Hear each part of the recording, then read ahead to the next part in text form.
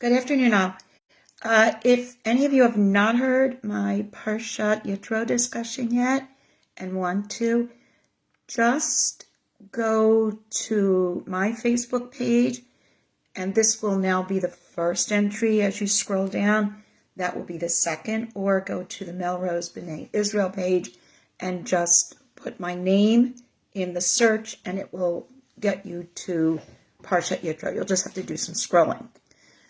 So, this week's Parsha is Parshat Mishpatim, and I've entitled this discussion, Why So Many Rules? Okay, because we all know there's lots of rules in Parshat Mishpatim.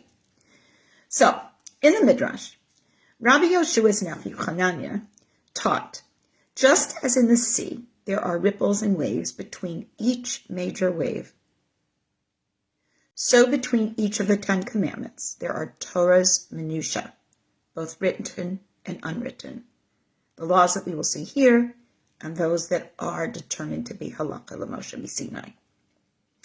Rambam teaches that when we consider each and every potential extension, all of the toldot, of every chuk, of every law, and every imaginable iteration of each and every mitzvah, it is impossible to imagine such a voluminous and complete understanding of what is the spirit and the meaning of each and every law.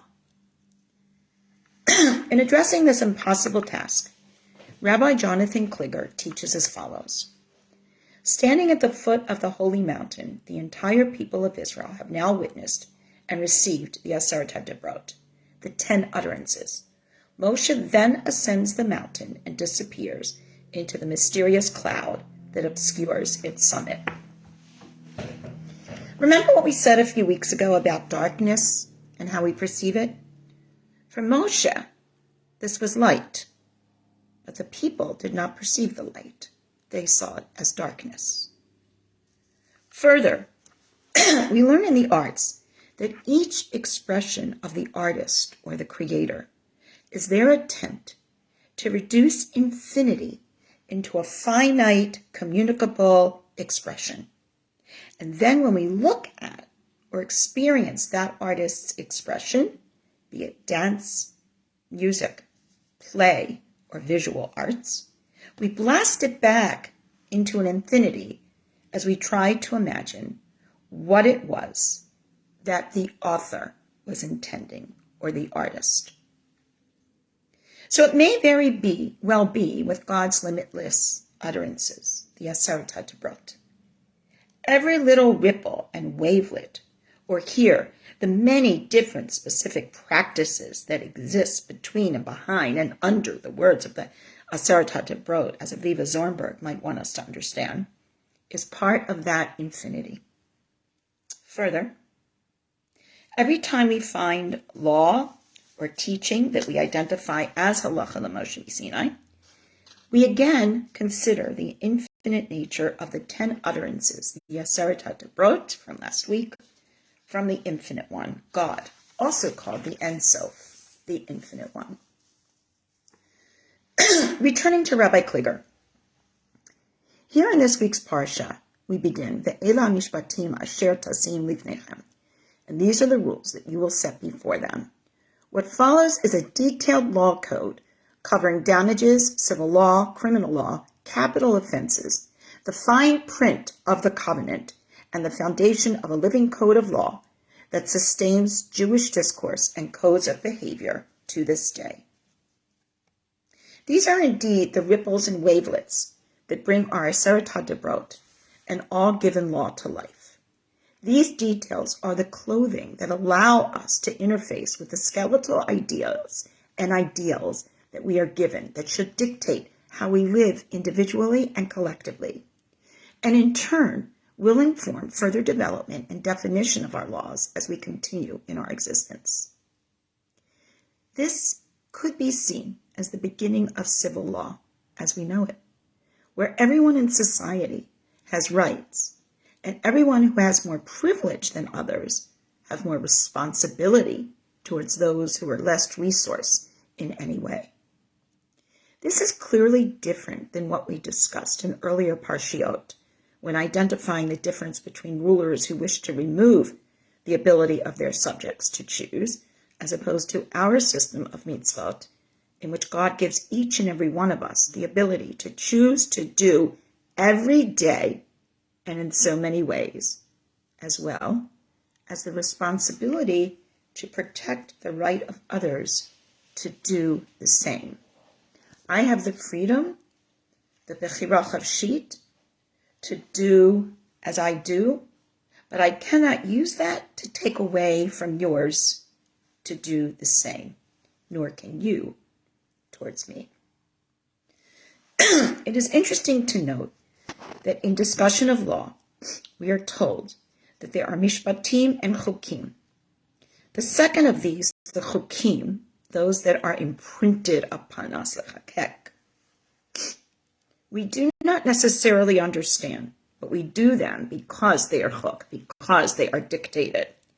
Whereas the first, from which our Parshat takes its name, the Mishpatim, are those laws, amalei shem lo yaktavu, even if they were not written, we would still do them as rational human beings. Would we? I've taught this for many, many, many years, and many people talk about this. Of course, we wouldn't kill the other person. Of course, we wouldn't steal. Of course, we wouldn't do these things. But as we look around us today, can we truly assume that this would be the case?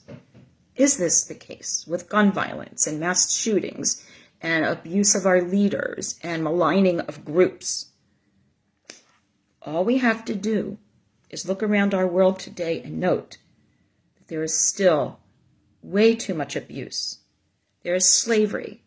There is degradation of human beings and so much else that is proscribed against in this parsha. Yes, those laws that we would do even if they were not written, if that is, we have a conscience and a sense of good and bad, or not so good. We would do them if we, in truth, value the freedom to choose amongst others and not just ourselves. However, unfortunately, we are clearly witnesses to the sad fact that this is not the case in our world today, in way too many instances. These ideas of shared and reasonable use of power, freedom, and initiative are at the root of all Jewish law, as reflected in our Torah and in the commentaries that will further explain both the letter and the spirit of its letter. Einat Kramer, the founder and director of Teva Ivri, a nonprofit organization promoting Jewish social environmental action in Israel, and the coordinator of the Israeli Shemitah Institute, understands this well. Her organization is a nationwide coalition that seeks to restore the meaning of the Shemitah year, mentioned in our Parsha, chapter 23, verses 10 and following, immediately after being told, the ger lo tilachetz, you do not pressure the stranger. So she is looking at Shemitah as a time of holding back, not just in relationship to the land, but also in relationship to each other. Using this Shabbat, if you will, for personal reflection, learning, social involvement, and environmental responsibility in Israel, in which the notions of shared destiny and cooperative spirit should dictate the decisions we make.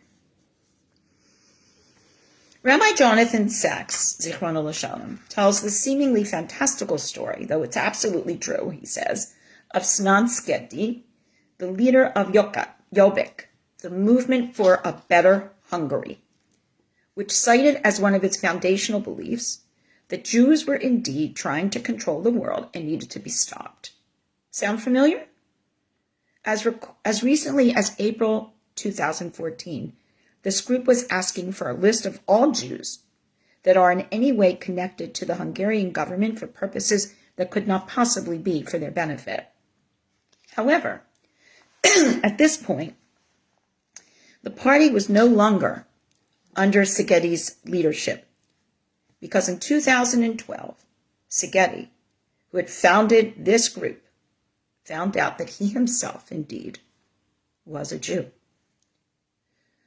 While being ostracized and villainized by those he led for so long in solidarity while maligning others, Segedi today is a practicing Shomer Mitzvot Jew who has undergone complete conversion, even though he was Jewish, according to his rooted identity.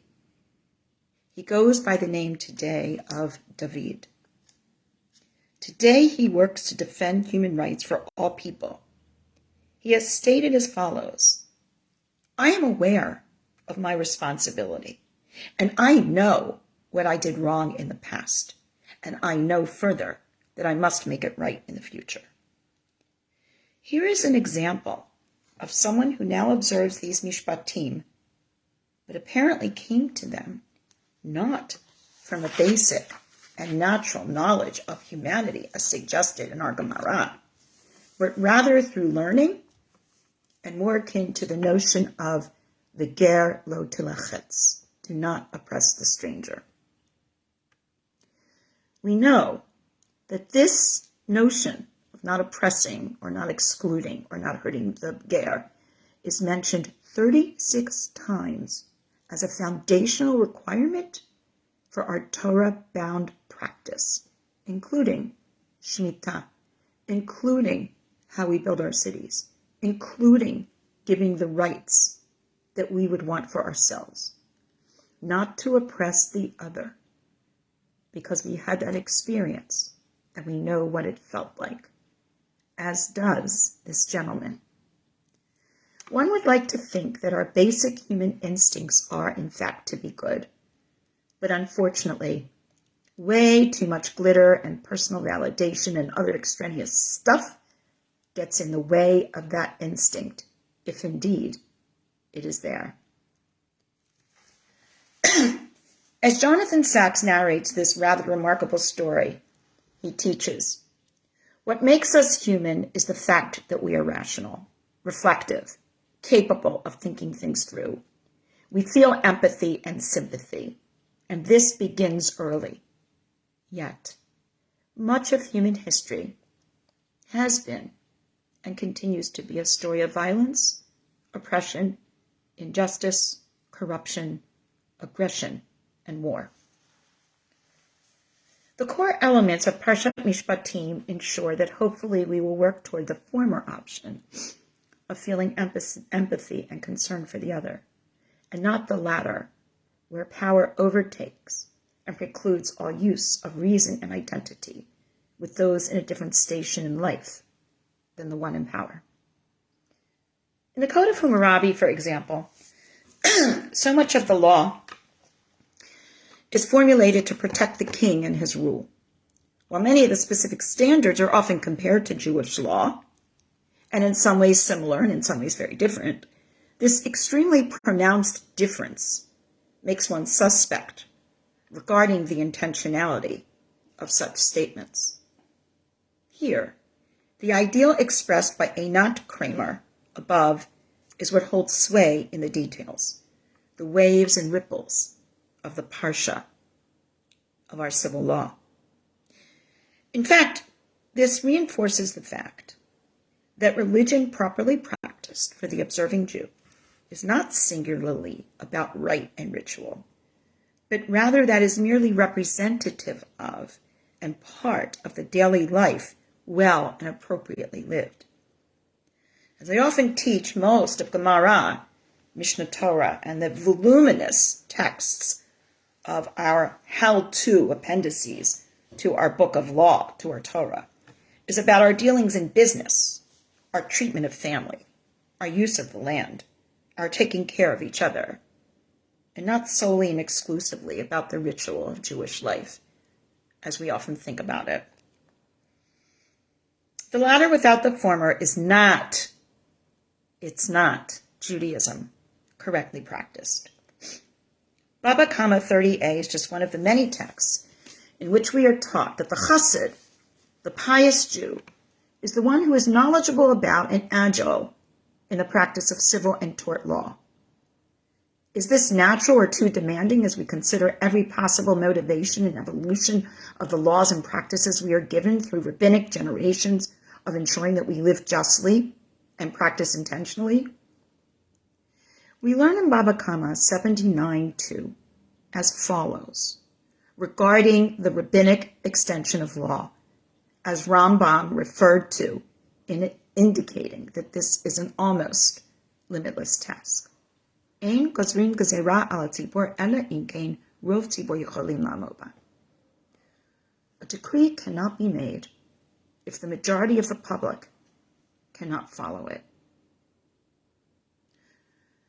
I would humbly ask and suggest that if our rabbinic leaders, our Israeli political leaders, the leaders that subject all of us to various rulings and dictates and what have you, would follow this, we would not have a lot of the tension and the fracture we have in our world today.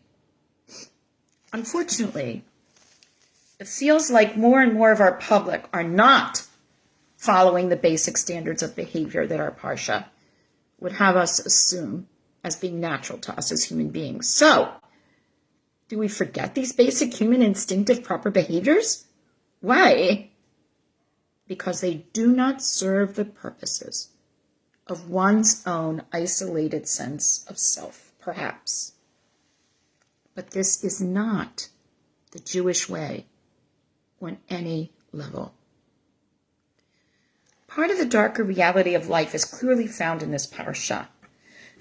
As we speak about the existence of servitude, selling of daughters, murder, injury to others, death caused by animals, and other challenges to life as seen in the culture of the Torah, and still so evident and present in our lives today. So what do we do with this code of behavior? The Jewish ideal is never idyllic. That is to say, this is not about the eradication of these practices and incidents, which will occur wherever human history plays itself out.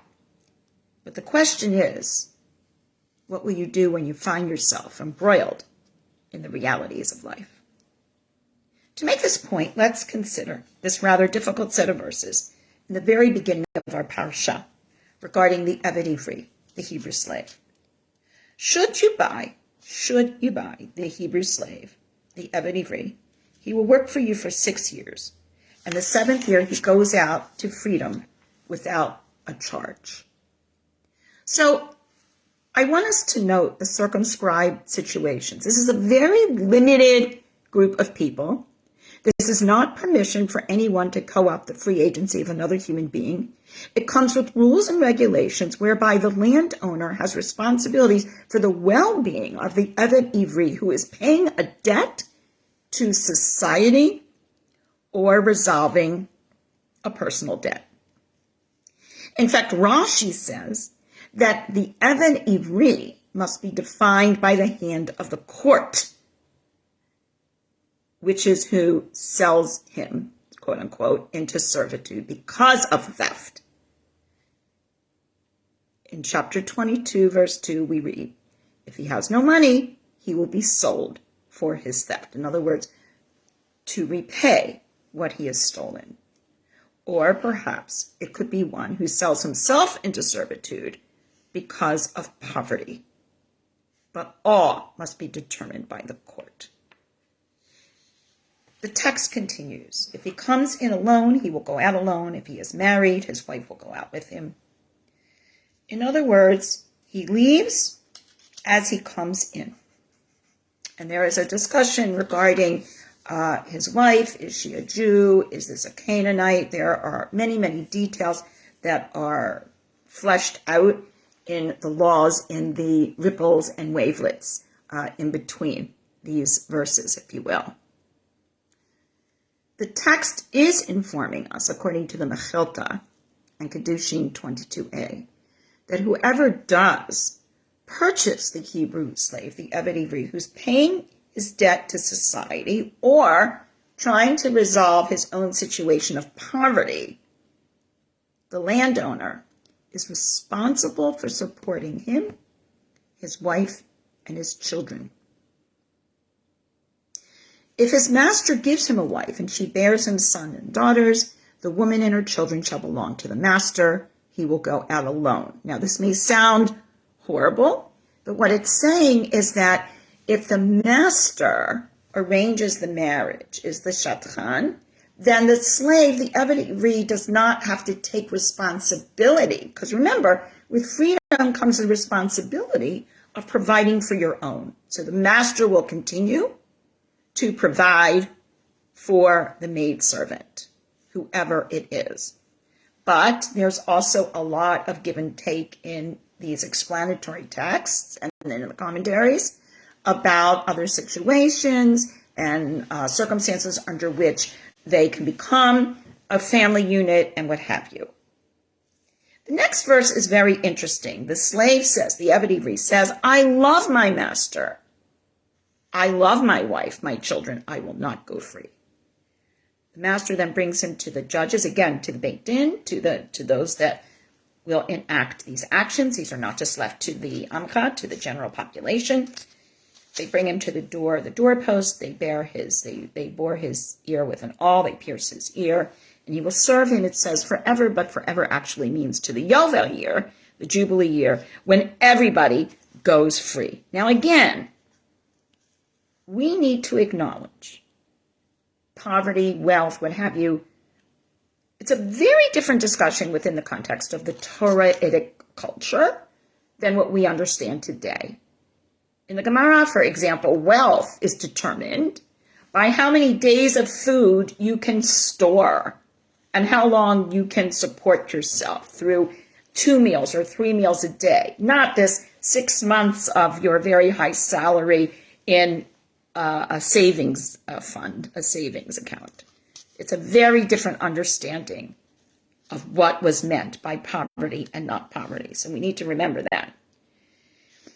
This status, this set of rules, which is in the beginning of Mishpatim, how we set up a system of civil law and torts and permissions and what have you, serves to address and resolve societal problems that existed at the time. Think about this in terms of today, where people who are impoverished, suffering from home or food insecurity, have nowhere to go. Consider how a provision such as this, properly implemented with responsibilities given to the one who provides for this person stated, is actually not a horrible option within that reality.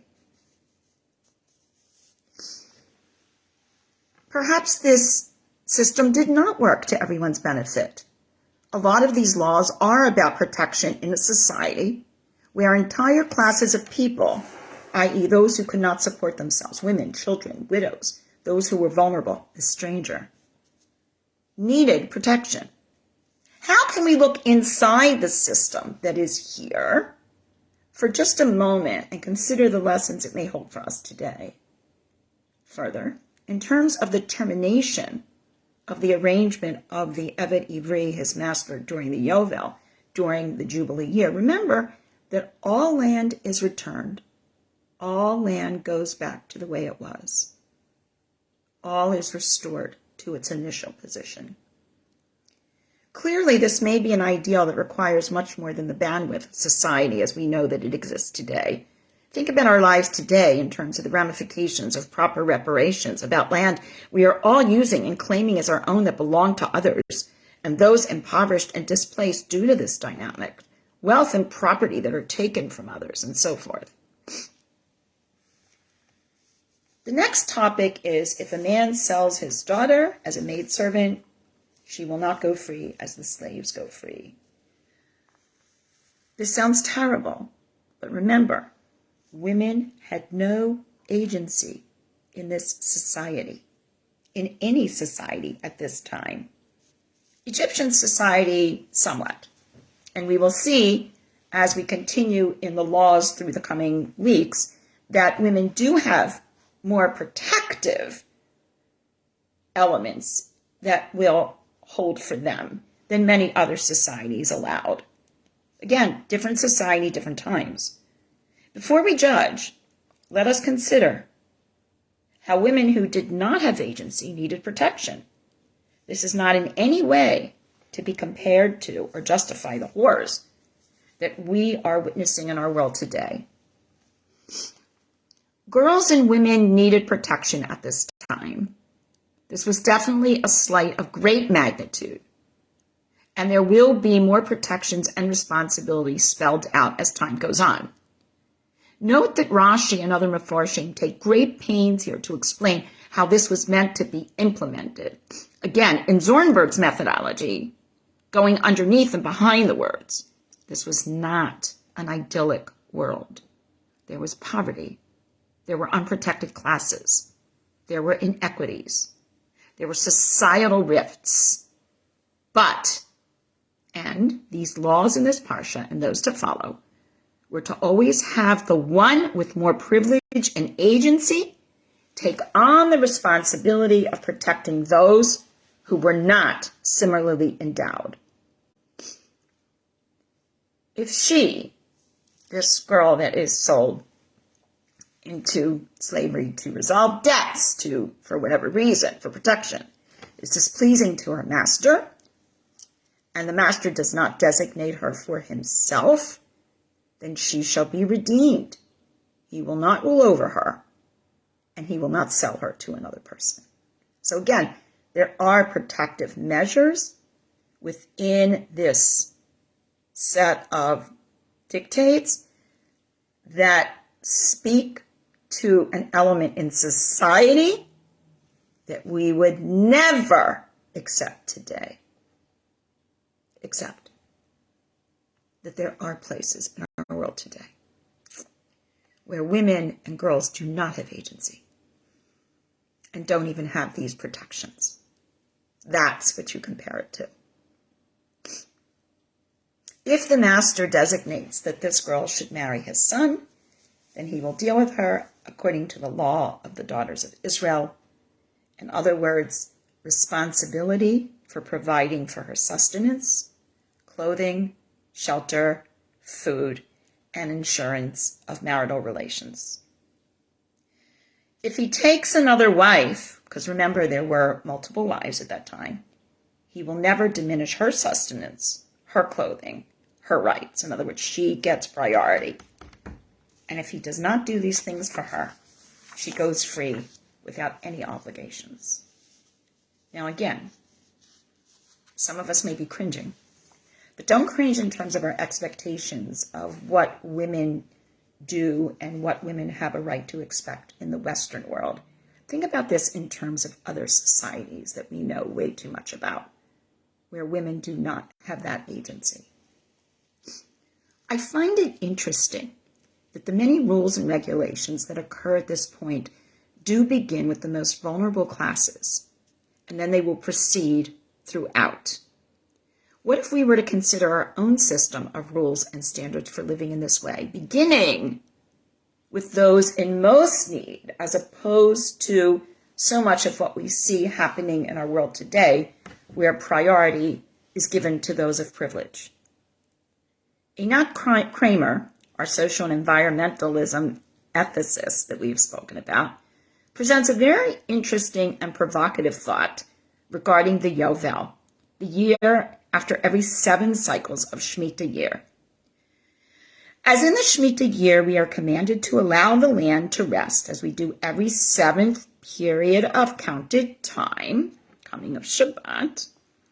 The Yovel is something that has not occurred in our history since the Bnei Yisrael lived tribally in a fixed location. It is not something that we do, but rather presents and represents an idyllic concept. The time when all land goes back to original owners, all individuals have complete and total personal agency, and all live in peace. It is, says Kramer, our idea of utopia to be striven for in our daily actions, acknowledging both those elements in our lives that tempt us to not be the best we can be, to not observe those Mishpatim, which naturally we should be observing, while trying to withstand the lure of other motivations and striving for what our actions should be in the frame of our lives. What are our actions and what are our behaviors if we observe as Sachs-thinking and rational human beings, not needing to be told, but naturally being human and caring? These are our Mishpatim. May they continue to guide us and remind us both of our experiences that have taught us well and our instincts, which hopefully will serve us better going forward. Shabbat Shalom to all.